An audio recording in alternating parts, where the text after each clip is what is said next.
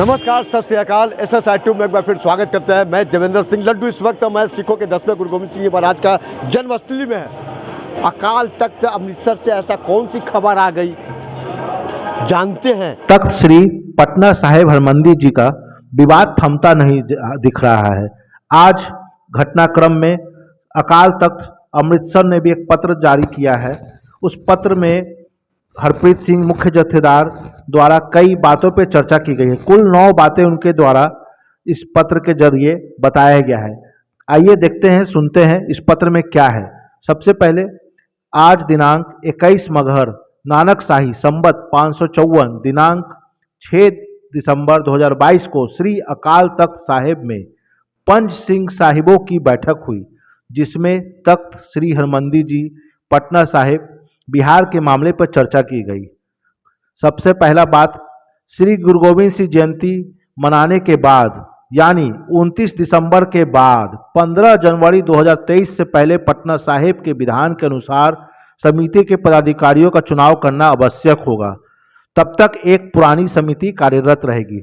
यानी कुछ ही दिन पहले जो एक नई समिति का गठन हुआ था, उसको रद्द कर दिया गया है अकाल तख्त साहिब के द्वारा, तथा पुरानी ही समिति को ही बहाल 15 जनवरी तक का आदेश दिया गया है।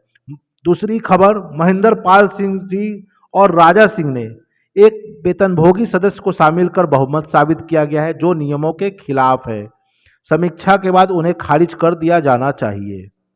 तीसरी महत्वपूर्ण बातें जो इस पत्र में लिखी गई है, उसमें है तख्त साहिब द्वारा नियुक्त पंच प्यारे साहिब 5 दिनों के भीतर भाई बलदेव सिंह एंड प्रमुख ग्रंथी से 5 श्लोकों का पाठ सुनना, जिसकी वीडियोग्राफी कर श्री अकाल तख्त साहिब को भेजी जाए। अगर ऐसा नहीं होता है तो वह 5 प्रियजनों में शामिल होने के लिए अधिकृत नहीं है।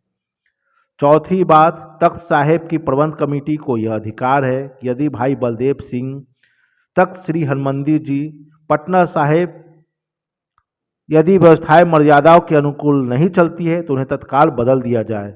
ये बड़ी खबर है। और तख्त श्री हरमंदिर जी पटना साहिब में सेवारत एक योग ग्रंथी सिंह को सेवा सौंपी जानी चाहिए।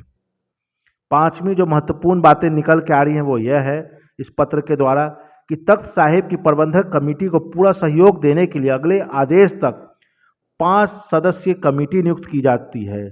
5 सदस्यीय कमेटी का नियुक्ति का आदेश दिया है। उसमें बाबा मेजर सिंह सोढ़ी, प्रधान दशमेश तरना दल, S सूरज सिंह नलवा, महाराजा सिंह एसोसिएट मेंबर सह गुरुचरण सिंह ग्रेवाल, महासचिव शिरोमणि गुरुद्वारा प्रबंधक समिति सह अजीत सिंह, इन लोगों को भी इसमें शामिल करना है इस कमेटी में।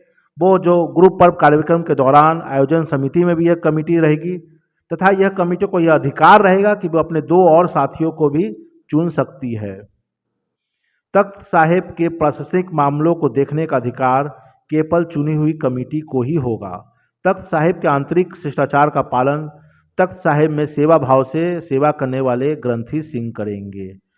7वीं महत्वपूर्ण खबर यह है, बहुत बड़ी खबर है ये, कि ज्ञानी रंजीत सिंह गोहर की सेवाएं समाप्त कर दी गई है और उनके खिलाफ शिकायत की जांच की गई। कमेटी को चालू रखा जाए और जांच रिपोर्ट पूरी तरह जल्द भिजवाई जाए। यानी जब तक ज्ञानी रंजीत सिंह पे पूरी जांच नहीं हो जाती है, उसका रिपोर्ट नहीं आ जाता है, तब तक ज्ञानी रंजीत सिंह गोहर को निलंबित ही उनकी सेवाएं नहीं कर सकती हैं। तथा इस पत्र के जरिए अकाल तख्त साहिब ने कहा है कि जल्द से जल्द रिपोर्ट भिजवाया जाए ताकि उसका वो फैसला समाप्त कर दिया जाए, ये विवाद को भी समाप्त कर दिया जाए। 8वीं खबर ये है, तख्त श्री हरमंदिर जी पटना साहिब के पंच प्यारे साहिबों के आदेश संख्या 17/5/2020 के अनुसार तख्त साहिब के सभी कर्मचारियों का नशा सेवन, दंत आदि का प्रशिक्षण किया जाए। यदि कोई दोषी पाया जाता है तो उनकी सेवाएं समाप्त की जानी चाहिए। इस पत्र में सबसे बड़ा पॉइंट और सबसे बड़ी खबर है, जो 9वां खबर है, भाई गुरु दयाल सिंह ग्रंथी की सेवाओं को तख्त साहिब से तुरंत स्थानांतरित किया जाना चाहिए। यानी अब श्री गुरु दयाल सिंह ग्रंथी पटना साहिब गुरुद्वारा में सेवा नहीं दे सकते हैं।